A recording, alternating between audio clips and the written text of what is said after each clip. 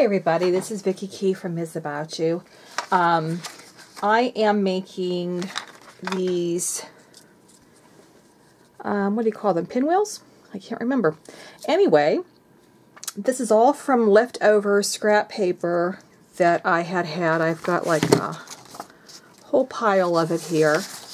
And these are the short ends. And what I'm doing is using my Martha Stewart scoreboard.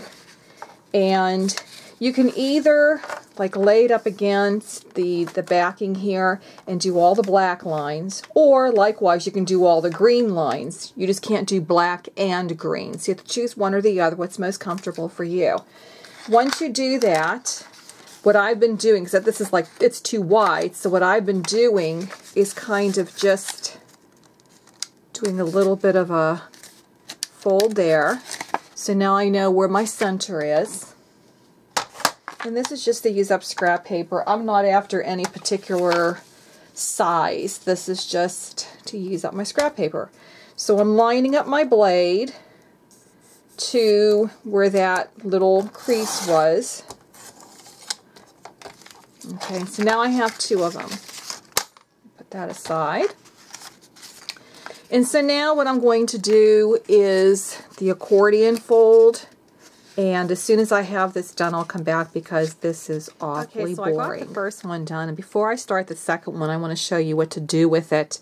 If you look at the first one, there is a mountain goes down into the valley. So what I need to do with my second one, instead of folding it like I did my first one, so that's a mountain, I'm going to bring it the opposite way. And the reason for that is that when I go to connect the two of them, one, oh, I got to get this folded again, it didn't stay. There. Okay, so the first one will get glued into the second one. I hope you can see that. There's the first one, and it hooks right into the second one. So if your first one ends in a mountain fold, then you start the second one with the valley fold. I'll be back. Okay, so now I have both of my folds done, and I'm going to try to stretch them about the same width. So now what I'm going to do is use my glue gun, and I'm going to put like just a bead of glue here and then hook this one in.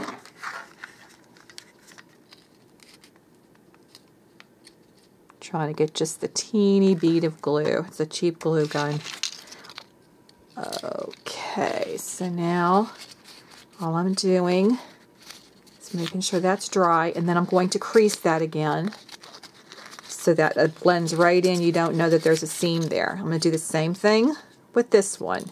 I mean, I'm sure that some of you have done this before, but some of you may have never seen this. You might be new to it. I just wanted to use up my scraps. I was trying to do something different because I never make these. I know a lot of people do, but I never did. And I was looking at them at Michael's the other day, and I thought, I've got all that paper. Why would I buy these? Okay, so I got that glued. And so now, this is what I have, okay? I'm going to take a piece of scrap paper. It's not even a full piece of paper. Let's see, that's weak. I need something that's stronger. Well, it's not going to be a full piece because I've been butchering this thing. I have my 1-inch hole punch. Doesn't even have to be a perfect hole because nobody's going to see this. This will be the part that's going to be facing down. So all I have is just this little thing here. So I'm going to set that aside. Now most of you would think like you'd go this way. No, you want to go upside down. And here's why. You just kind of coax it all along. I'll get my glasses back on so I can see what I'm doing. Okay, so now I've got that, and you kind of have to, you know, hold it with your fingers. I hope you can see that. Let me move that up a little bit. It was like this. And actually it was like this, to be honest. And you just kind of have to coax it down to get it like that. And then you have to use your fingers to hold it, because now I have this little circle. I'm going to get my glue gun and just put some glue on it. And then I'm going to try to pick it up without burning myself, which I've done a million times. If you're going to be doing this, make sure you have a glass of water to stick your hands into.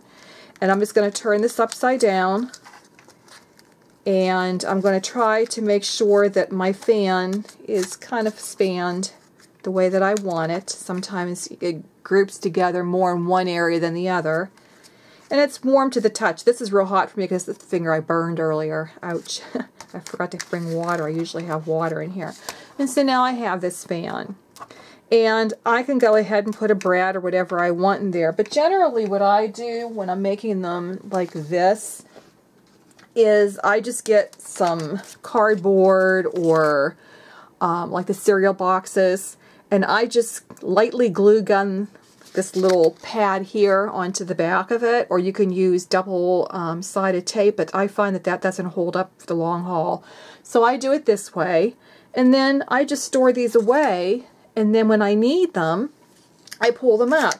Now the reason I don't put the brads or the centers in, which I did do on these, I just happen to have brads that match the colors. Like this is a butterfly, and so you got lost in it because you can't really see it. And I thought that was really pointless. Why did I do that?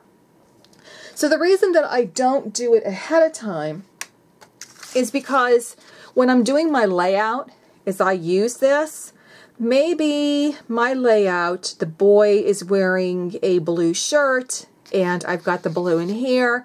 I can pull a blue brad and put it in there. But if I was doing it right now, blindly, not knowing what it was going to be, I might have picked orange or brown or green or pink, and pink wouldn't have worked very well for a boy when I needed the blue.